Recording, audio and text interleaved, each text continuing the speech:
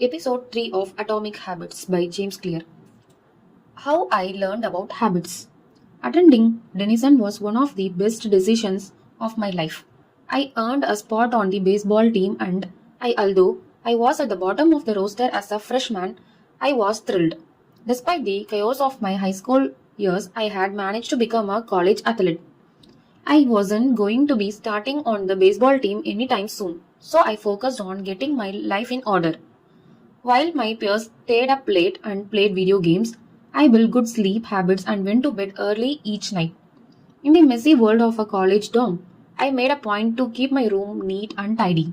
These improvements were minor, but they gave me a sense of control over my life.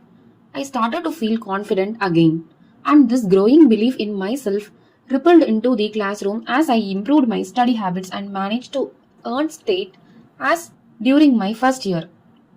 A habit is a routine or behavior that is performed regularly and in many cases automatically.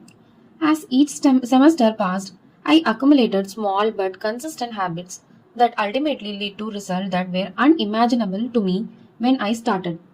For example, for the first time in my life, I made it a habit to lift weights multiple times per week.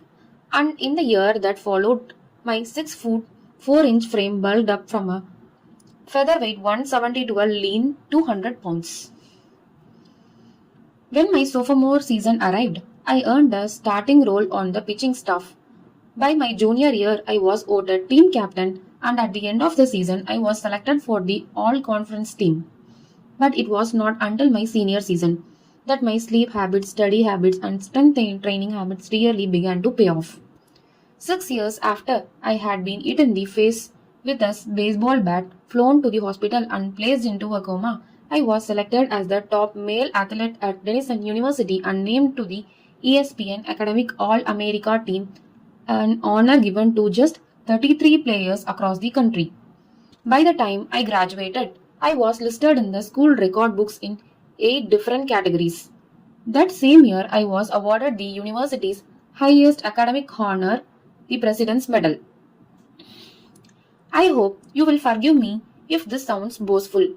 To be honest, there was nothing legendary or historic about my athletic career.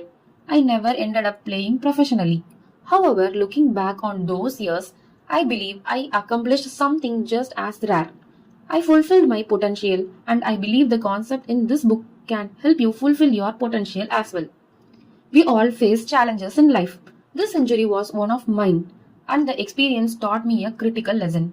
Changes that seem small and unimportant at first will compound into remarkable results if you were willing to stick with them for years.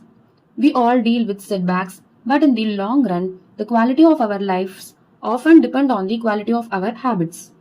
With the same habits, you will end up with the same results, but with better habits, anything is possible. Maybe there are people who can achieve incredible success overnight. I don't know any of them, but I am certainly not one of them. There wasn't one defining moment on my journey from medically induced coma to academic All-American. There were many. I was a gradual evolution, a long series of small wins and tiny breakthroughs. The only way I made progress, the only choice I had was to start small, and I employed these small strategies a few years later when I started my own business and began working on this book.